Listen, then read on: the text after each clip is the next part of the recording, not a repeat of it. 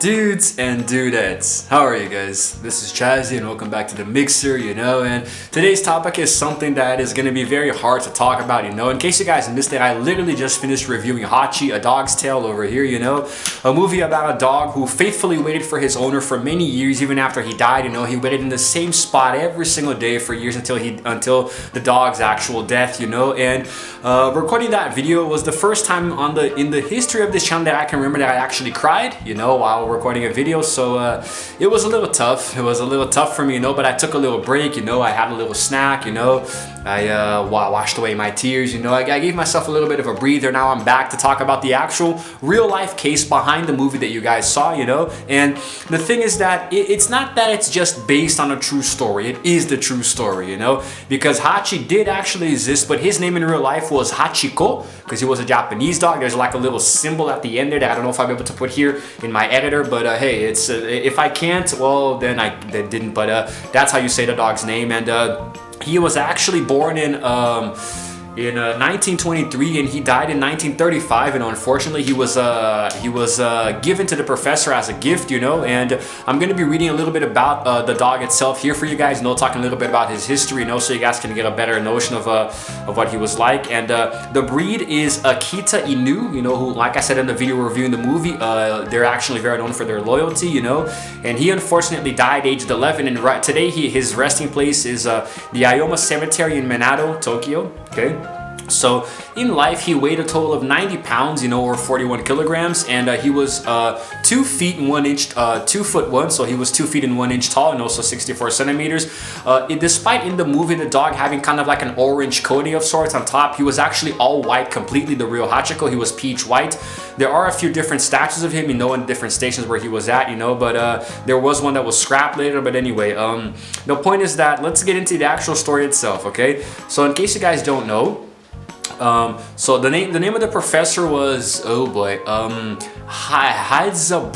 Ueno, that's the name of the professor at Tokyo, who taught at the Tokyo Imperial University, and then every single day, just like in the movie, for about 2 years or so, no, not 2 years, okay, just about, it doesn't actually say here, or does it?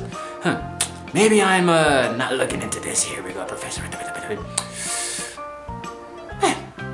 Okay, so not exactly 2 years, but at some point they would actually take the path together, He would teach at the university, and he would actually take Hachiko with him to the station every single day, every morning. So the same thing that you guys saw in the movie, they would walk together to the station, where he would wait for him later, and then he would come back and they would go back home, every single day.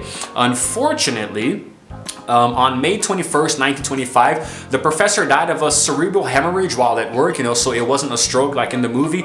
Hachiko did not know. Hachiko never found out that he died, so he was just waiting every single day at the station for his owner to return, thinking he was just taking too long, and unfortunately he never actually did return. And while he was waiting for his owner, he actually became a symbol in Japanese culture of loyalty and fidelity, because Japan has this very strong, enriching culture behind, like honor and being honest and being straightforward, and very loyal to your family and your friends. So he became a symbol, out the country, and he was still remembered, still to this day, in popular culture, movies, TV shows, books, things of the sort, and other various media. So he is known in Japanese as Shukin Hachiko, which means faithful dog Hachiko. And Hachi actually means 8. It means the number 8 in Japan, and the suffix ko, used back in the day, it translates roughly, his name, roughly translates to either Mr. 8 or Sir 8. Which is just stupid. It doesn't make any sense. Why are you gonna call the dog 8? But anyway, here are here are some photos of the real actual Hachiko dog.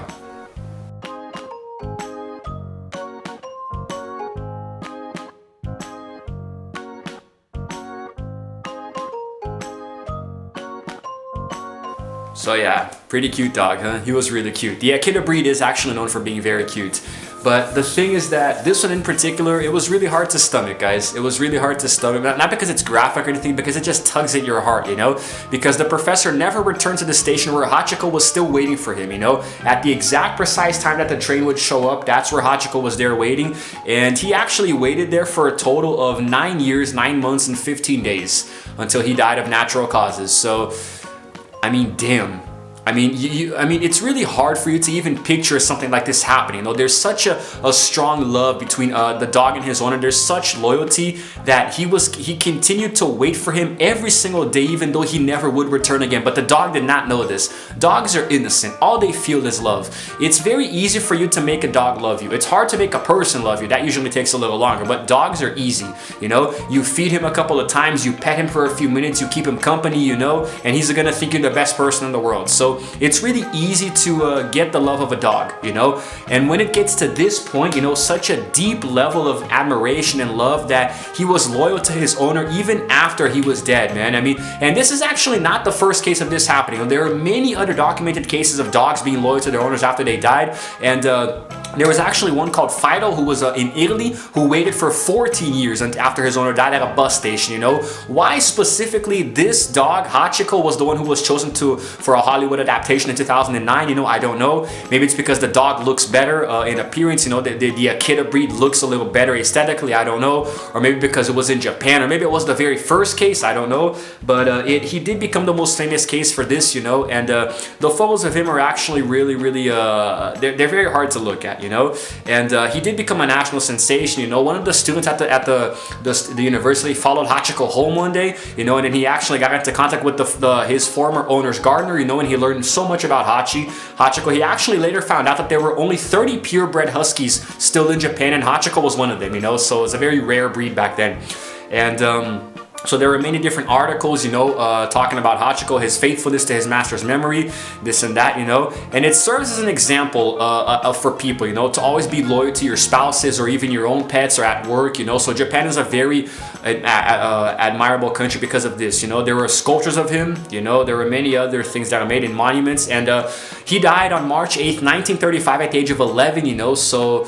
But I mean, you can understand why, you know, because I mean, the dog was probably, even though people did feed him, I'm pretty sure he was very broken emotionally. You know, he was just missing his owner. He probably wouldn't have made it to 15. And it took almost 100 years, man. It was only in 2011 that they found out what actually happened to him, you know. And he was actually diagnosed with terminal cancer and a filaria infection, you know, because of there were actually, they did sort of like an autopsy of sorts, and there were skewers found. They were, what were they called again? Yakitori skewers. So pretty much skewers that had meat in them, you know, which is very common in Japan and other places too. And people would apparently give him, in such an asshole move by the way, give him the actual skewers to eat instead of just taking out the meat, you know, which would make it a lot easier for him.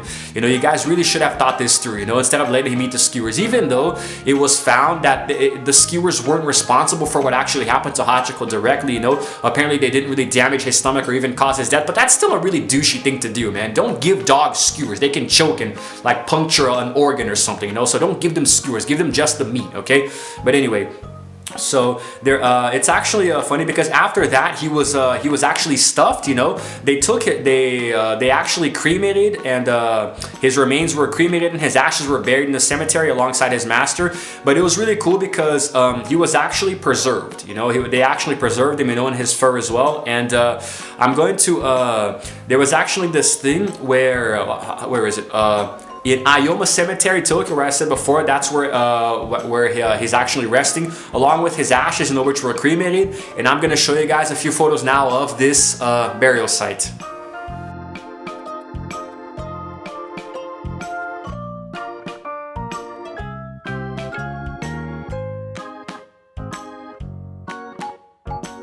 So Hachikō had such an impact, you know, on Japan's culture in general, that every year on March 8th, there's like a celebration, you know, at the same station where Hachikō waited, you know, so they were there. If I pronounce his name Hachi throughout the video, I'm sorry, it's because the name of the dog in the movie is Hachi, so I kind of get them mixed up sometimes.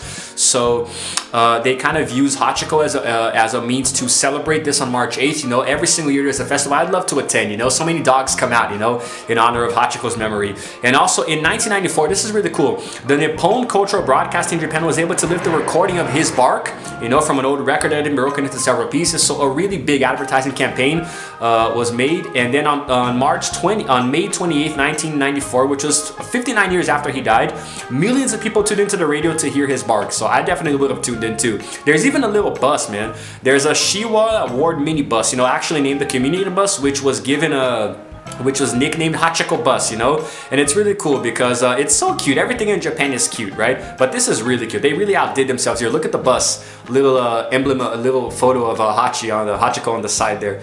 It's really cute. I like it a lot. You know, I'd love to ride on this bus.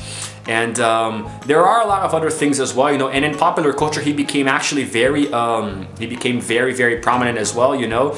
And the thing with Hachikō is that it is an everlasting story of love and fidelity, you know, not just because it's a dog, but because people will never be as perfect as animals, you know, because all they have is love, you know. There is innocence inside of them. There are certain religions that say that animals don't have souls, so when they die they, well, don't go anywhere. They're spirits, they don't really go anywhere. But there are other religions that actually preach the exact opposite. Like if you're into spiritualism, you know, if you follow this religion, then you believe that animals do have souls and their spirits go elsewhere, they become part of nature, you know. I'm not here to judge. You guys believe what you want to believe, you know. Nothing of it. No religion is right or wrong, you know. It's only wrong when you try to impose yours on others, you know. So whatever you guys believe in, it's fine, okay. I like to think of the concept that all dogs go to heaven, you know. There's actually a movie inspired by that, you know, and it's nice, man. It's nice to think that Hachikō is resting, hopefully with his master. You know, maybe they're in the same place now. I'm sure they are. And it's really crazy how much of an influence just a dog can have in a culture. You know, in 2012, there were actually some rare photos from his life that were shown in a museum, you know, as part of the exhibition of loose stored materials. And then 3 years later, in 2015, there was a previously undiscovered photo of Hachikō that was published for the very first time ever, which actually was in 1934 and showed him relaxing by himself in front of the station. So photography, man, it's really crazy, isn't it? And regarding the actual cremation, he was cremated, the taxidermy. Let me see if I can find that for you guys. Here we go. So after his fur was actually preserved after his death, and it was stuffed, and his taxidermy mount is actually currently on display right now in the National Science Museum of Japan in Ueno, Tokyo. You guys can actually go see that right now, which I would definitely go to. I would love to see it because it's the real actual dog, you know. It's not like it's a statue or a monument. It actually is the real dog, the real skin of Hachikō there, preserved for all to see. So it's almost like he's there with you when you go there, you know. I'm gonna show you guys a few photos now of the taxidermy thing of Hachikō.